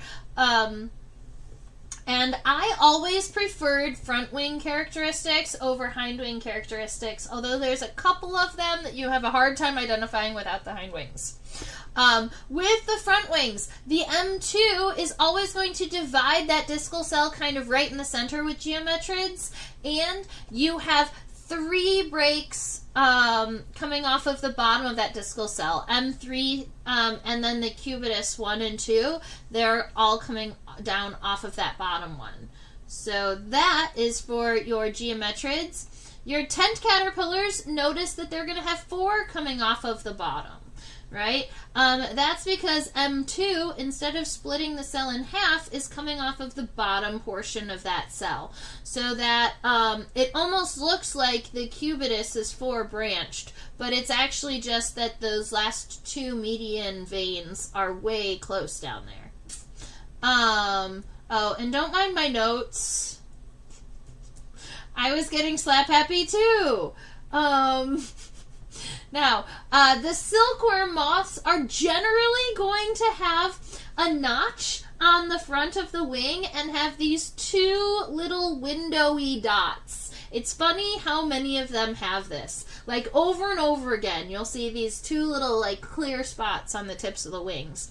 But if you didn't want to go with physical characteristic, like color characteristics like that, you also have that 3 branched down there, where M2 kind of splits and M3 is low. But look for that notch in those windows. Saturniids! Large! They're just really big, okay? You've got your Imperials, your Lunas, your Cecropias, the Tulip... no.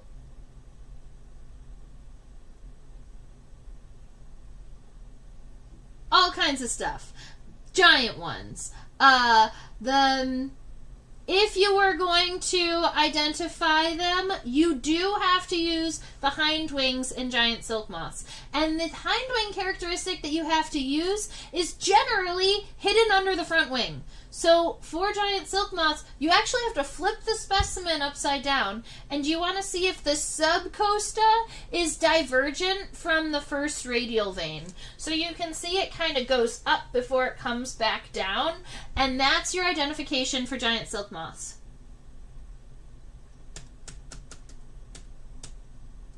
There you go. So now we've got sphinx moths. These are the sphingids. Your front wing is going to be long and narrow. The hind wing is generally about half of the size of the front wing. Keep in mind that your day-flying sphingids can look a little bit like ceciids, right? They can look like clearwing moths. So what you are looking for is the size of those hind wings right there. Because in sphinx moths, the hind wings are always half of the size of the front wings. Your notodontids also have that M2 that splits it in half.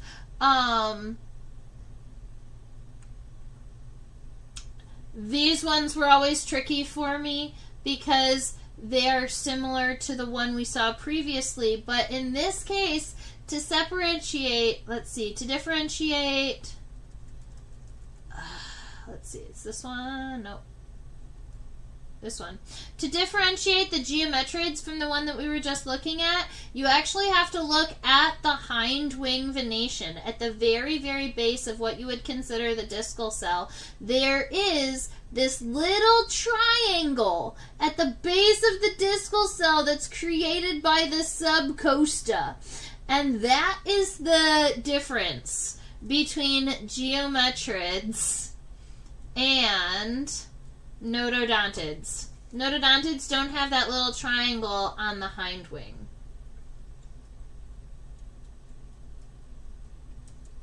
Yeah, Sphinx moths do have a completely different vibe.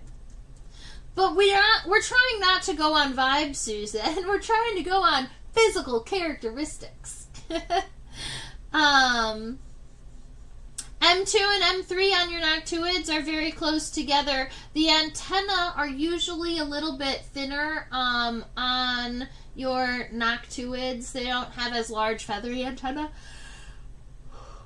And if you're gonna zoom in and look at your head, they're in noctuids. They do have an ocelli. And it's going to be, it almost looks like it's connected to the compound eye. You've got the compound eye, and then literally right above the compound eye, you're going to have an individual ocelli.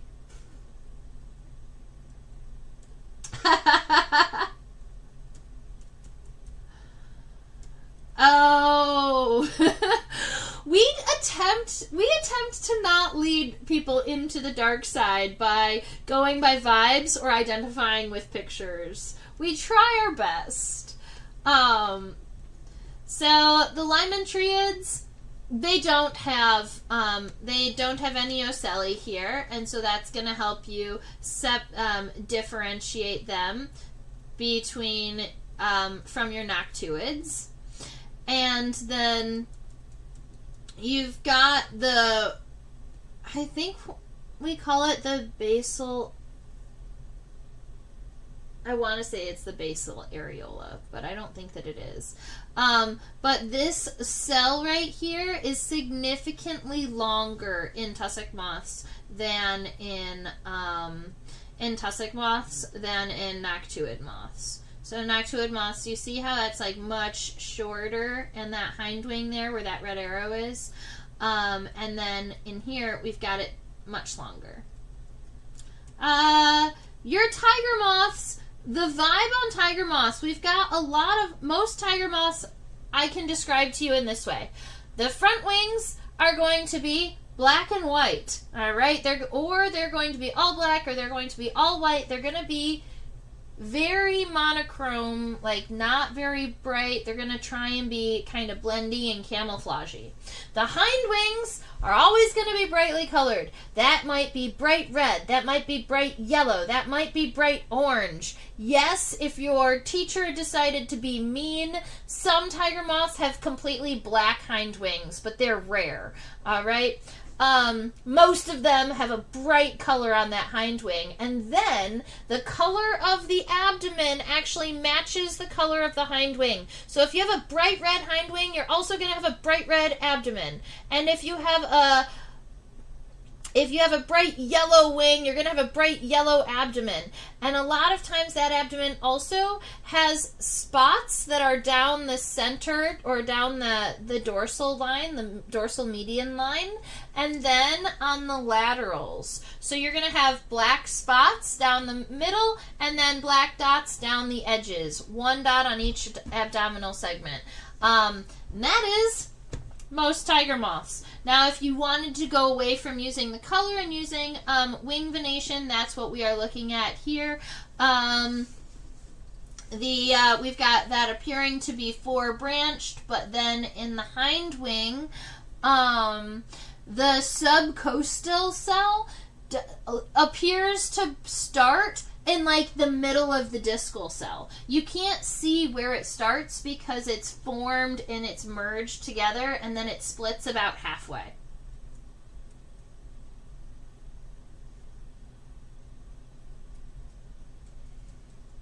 You're right. The wing veins are really helpful when you're doing the when you're doing something like these like geometric shapes that follow the lines. All right, is that the end of this? Yeah. Okay. So, those are the ends of the notes that I took for my Lepidoptera classes. I hope that those were helpful to those of you out there who are working on studying your leps, your butterflies and moths. They are just notes and things that I picked up over time. If Uh, good. I'm so happy that was good for you, Beetle. You know, funny enough, I have like a really thick 150 slide presentation on families of leps that dives deeper into those characteristics, but those are my notes on the most helpful characteristics that I learned during that class. And if you were really stressing about your exam and there were things that you were curious about or you wanted to see, you could shoot me an email and I could email you that PowerPoint to see if you I can send you the PowerPoint on butterflies and moths if you were curious to see that. I do think, let me see if the PowerPoint has crambids on it. I bet you it does. Because the PowerPoint goes into some of the subfamilies that I didn't take notes on. If y'all are still enjoying this and still hanging out, I'm going to continue to be here. So I'm going to pull this up and see. And the pyralid was in part 1.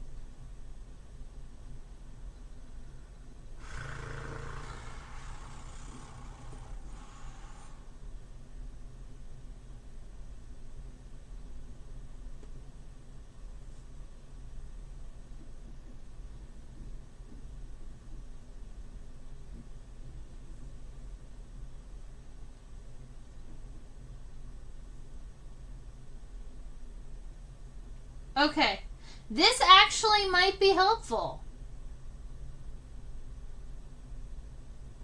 Okay.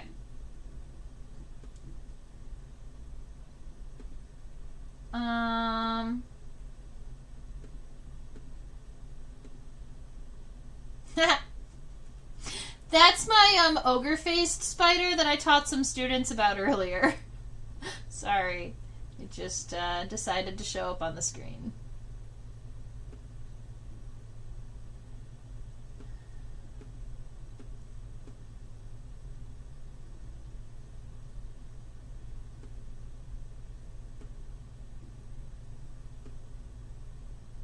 Okay, so as it turns out, when I taught it, the change had happened, but the professor didn't force us to separate the two families, so I learned them together and then just never separated them out. That's what happened.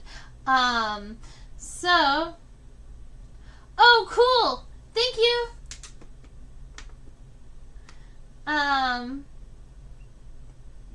Alright, so here's pyralids, and it looks like, the snout moths are the pyralids and the grass moths are the crambids, but there's some notes on them, but what I think is going to be helpful is this slide right here, alright? The pyralids are the ones on the left. It appears that they have a different kind of wing shape when their wings are spread. So the front wings on pyralids are kind of this triangle shape that kind of fan out, whereas the crambids have this like long front wing. But the hind wings are both kind of the same. So it's really the front wing and the shaping of the front wing is what it looks like. You also get some really, really cool, wild. I really like the way that the radial vein splits on the crambids. I wonder if that is on every one. Do you see how the radial vein splits and Y's so close to the tip of the wing? Whereas the pyralids have this vein that's like R4 is much longer.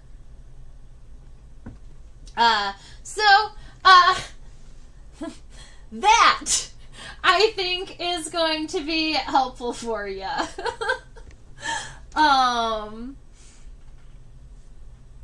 Yeah, this is a really cool,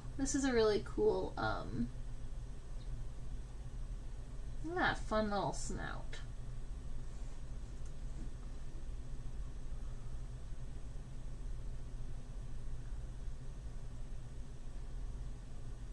And then some pests. Yeah.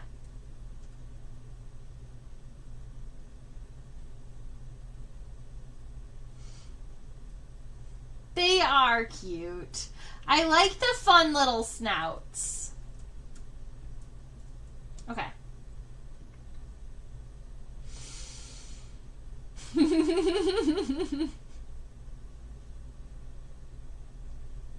Thank you for emailing me the Surfid keys. I really appreciate that. That's very cool. Beetle, have you used the Fly Atlas that I was referring to? Have you seen the Fly Atlas?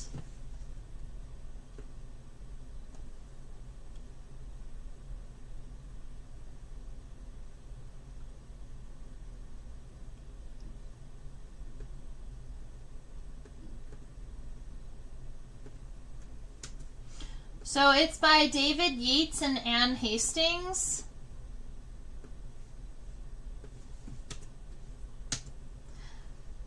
That is the coolest diagram of fly bits that I have ever seen. They've had to move it twice to different websites since I have found it, but it's just so incredibly helpful when you want to figure out where the pre-sutural scutum is, or like where the post-pronotal bristles are, you know? Because sometimes they call them that, and sometimes they call them humeral bristles. You know, some weird, and so this gives you all of the names of every single one of the bristles and where they exist. And you can use the magnifying glass and you can drag it around, and there's like different forms of flies, whether it's got calyptors or it doesn't have them. And so that is a fabulous, fabulous atlas to fly stuff.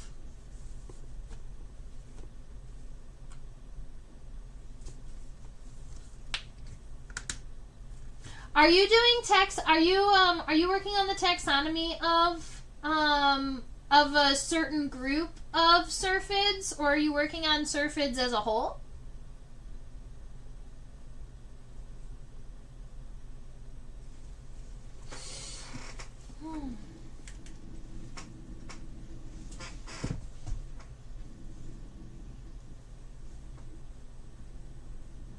Syrphid distribution. Cool. Are most of the syrphids in your area semi-aquatic, the ones that are like rat-tailed maggots that are living in the water, or are a lot of yours like predatory, living in fields? Because I know like the syrphids, the immatures can be in either. A bagillion. That's great.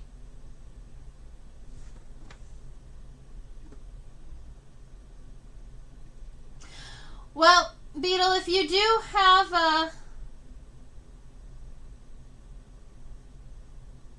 loads of feech. I don't understand what you mean by feech.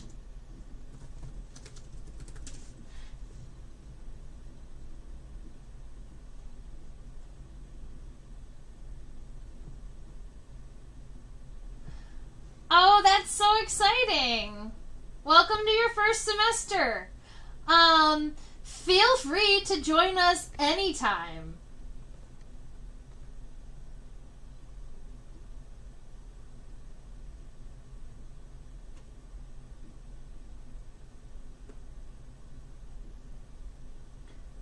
All right. I am getting a little... Oh. All right. I am personally personally getting a tiny bit tired, so I am going to go ahead and say adieu tonight. If you wanted to reach out to me, my email is up there. I do this live streaming every Thursday night. I do have some updates for everyone, though, because next year I might have to do something a little different, even though we've been doing this on the same day for years and years and years. And I'm glad that there's Susan and Bags and people are here still. So I wanted to ask you a question. If in 2026 we move to Wednesdays and not Thursdays, would we still be able to make it? That's the question.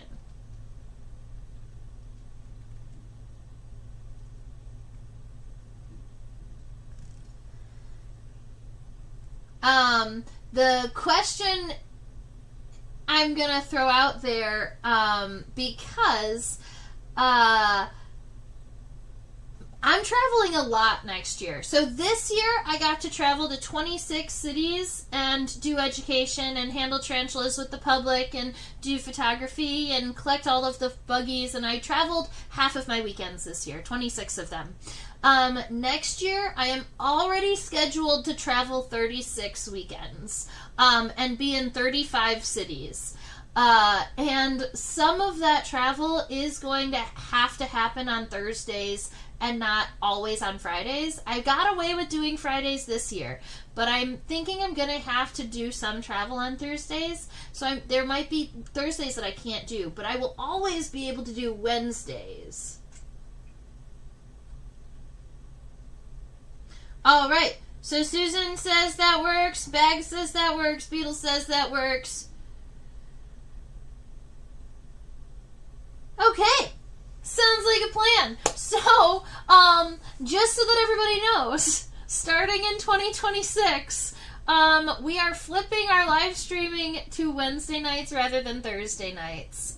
It's just going to make my life and my traveling easier, and it'll mean that I will always have specimens at my microscope here at home.